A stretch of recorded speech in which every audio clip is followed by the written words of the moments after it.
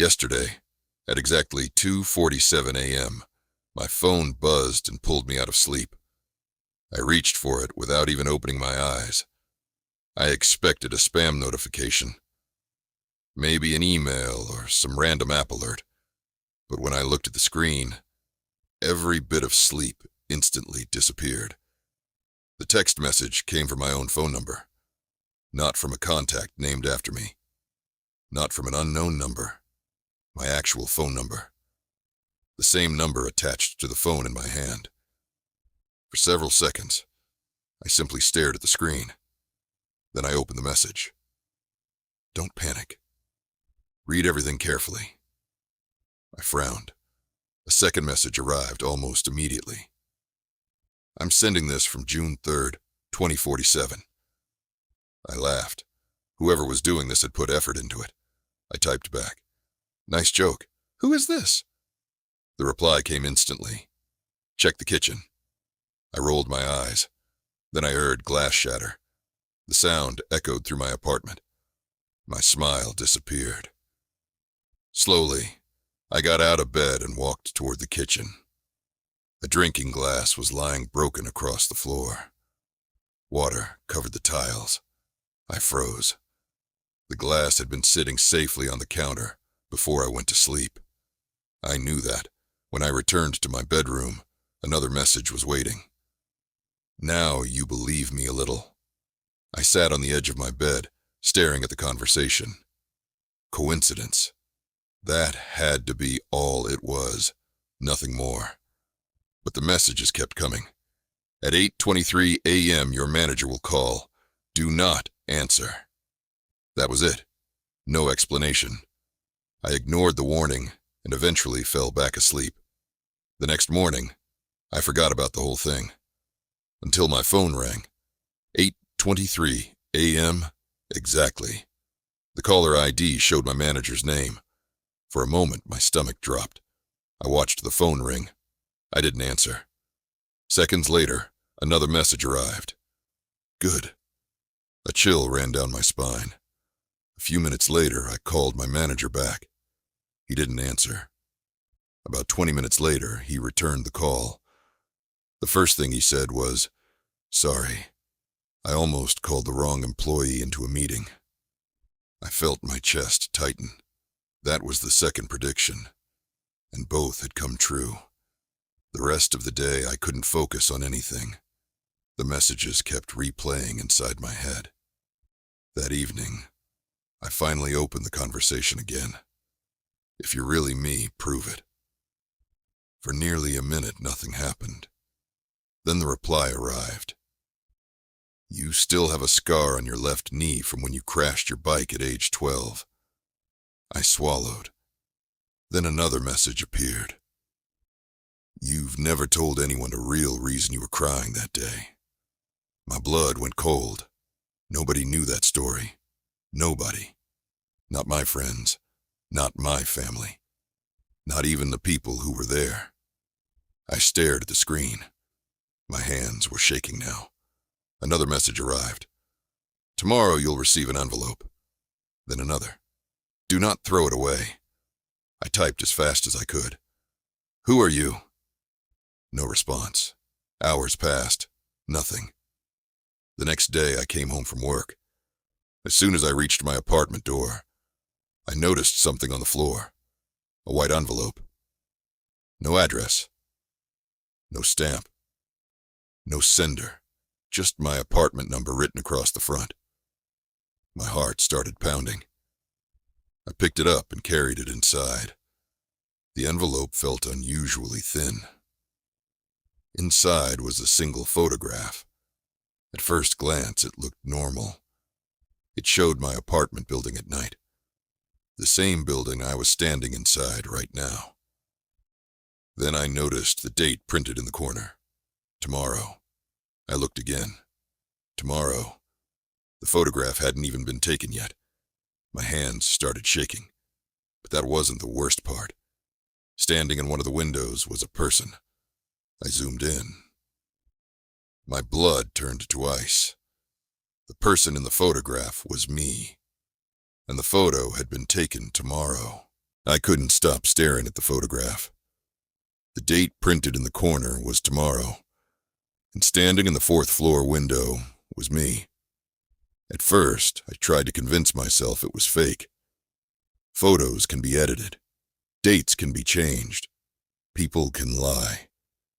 But deep down, I already knew something was wrong. The messages had predicted too much. I grabbed my phone and opened the conversation. "What happens tomorrow?" This time the reply came immediately. "Leave your apartment at 7:18 p.m. That was all. No explanation, no warning, nothing. I typed back. "Why?" The screen remained silent. The next day felt endless. I checked my phone every hour. Nothing. No new messages. No clues. By evening, my anxiety had become unbearable. At 7:10 p.m., I was standing near my front door with a photograph in one hand and my phone in the other. Part of me wanted to ignore everything. Another part remembered the shattered glass, the manager's phone call, the envelope. At exactly 7:17 p.m., my phone buzzed. A new message. "Leave now." My heart started racing. I stepped outside and locked the door behind me. Then I walked across the street. For several minutes, nothing happened. I felt ridiculous. Maybe I'd finally lost my mind. Then I heard a loud explosion. The sound shook the entire block. People screamed. Car alarms started blaring. I turned around. Smoke poured from the fourth floor of my apartment building. My floor. My apartment. For several seconds, I couldn't move. If I had stayed inside one more minute, I would have been there. My hands shook so badly, I almost dropped my phone. Another message arrived. "You're welcome." I stared at the screen. Fear was slowly turning into something else. Trust. That terrified me even more. The next morning, I received another text. "We're running out of time." I sat down immediately. "What do you mean?" Several seconds passed. Then the answer appeared. "Someone else has started sending messages." A chill ran through my body. "What?" The next message made my stomach drop. "The messages you've received so far are from me. Future me. But another version of us exists. He found a way to contact you too." I felt completely lost. "What are you talking about?" No answer. Instead, a photo appeared. It showed a dark room, a computer monitor, and dozens of phones connected by wires. In the center of the image, someone was standing with their back turned toward the camera. The caption below the photo said, "Do not trust him." I zoomed in. The figure looked familiar. Too familiar. Then realization hit me. The person in the photograph looked exactly like me. My phone buzzed again. A new message appeared, but this one came from a different number. Unknown sender. The text contained only 6 words.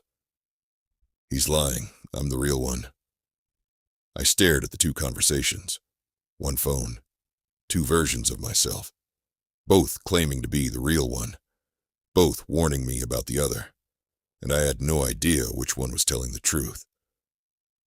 Then another message arrived from the unknown number. "Check your mailbox." I slowly looked toward the apartment building. My apartment had been destroyed, but the mailbox downstairs still existed. Against every instinct, I walked toward it. Inside was a small black flash drive. No note, no explanation, just a flash drive. My phone vibrated one more time. The original number. My own number. The one from 2047. The message said, "Do not plug it in." I looked at the flash drive in my hand. Then I looked at the message. A second later, the unknown number sent another text. "Plug it in immediately." 1 flash drive. 2 warnings. 2 versions of me. And only one of them could be telling the truth. I stood in my apartment parking lot, holding the flash drive. My phone felt heavier than ever. One version of me said, "Do not plug it in." The other said, "Plug it in immediately." For almost a minute, I just stood there. Then I made a decision. I went to a public library. If the flash drive contained malware, at least it wouldn't destroy my own computer. I found an empty workstation and inserted the drive. For a second, nothing happened. Then a single video file appeared. The file name was simple: watch_me. My pulse quickened. I clicked it. The screen went black. A few seconds later, a man appeared. I nearly fell out of my chair. It was me. Older. Much older. Gray hair. Tired eyes. A scar across his cheek. He looked directly into the camera. Then he spoke. "You're watching this because you ignored the warning." My throat tightened. The man sighed. "I know you're confused. I know you don't know who to trust." He leaned closer. "The person sending messages from 2047 isn't trying to save you." My heart started pounding. "He's trying to use you." I stared at the screen. The older version of me continued. "There were never two futures. There is only one, and he's the reason everything goes wrong." Suddenly, the video cut to security footage. Crowded streets, burning vehicles, military checkpoints, empty buildings. The footage looked real. Too real. The older me continued speaking over the images. "This is what happens if you keep following his instructions." My hands started shaking. Then the screen went black again. A new sentence appeared. "He needs you to build it." I frowned. "Build what?" The video resumed. The older version of me looked terrified now. "You're going to receive instructions. Do not follow them. No matter what he promises." The video ended. I sat frozen in front of the monitor. Then my phone vibrated. A new text. From my own number. 2047. "I see you watched the video." My stomach dropped. I immediately typed back. "Who are you?" The reply came instantly. "I'm the reason you're alive." Another message appeared. "The video is fake." Then another. "He's manipulating you." I looked back at the blank monitor. Every answer only created more questions. Then a new message arrived. This time from the unknown number. The one that had sent the flash drive. "Check the folder." I looked at the flash drive again. There was another folder. I hadn't noticed it before. My hands trembled as I opened it. Inside were hundreds of files. Photos, videos, documents, years of information. All about me. Every birthday, every apartment, every job, every relationship. Even photos that had never been posted online. Someone had been watching me my entire life. Then I found a document titled Project Echo. I opened it. The first page contained only one sentence. The first successful time message was sent by you. I felt dizzy. I scrolled down. The document described a communication system, a machine capable of sending information backward through time. The creator's name appeared several times. My name. Over and over again. I stared at the screen. Impossible. Then I noticed the date. 2047. The same year from the messages.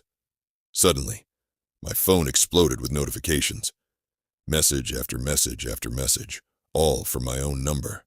"Stop reading. Leave now. Delete the files. You don't understand."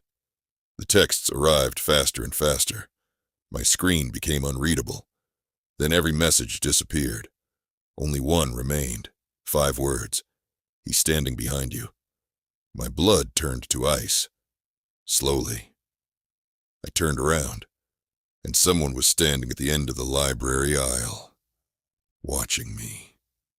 The man smiled, and I recognized his face instantly.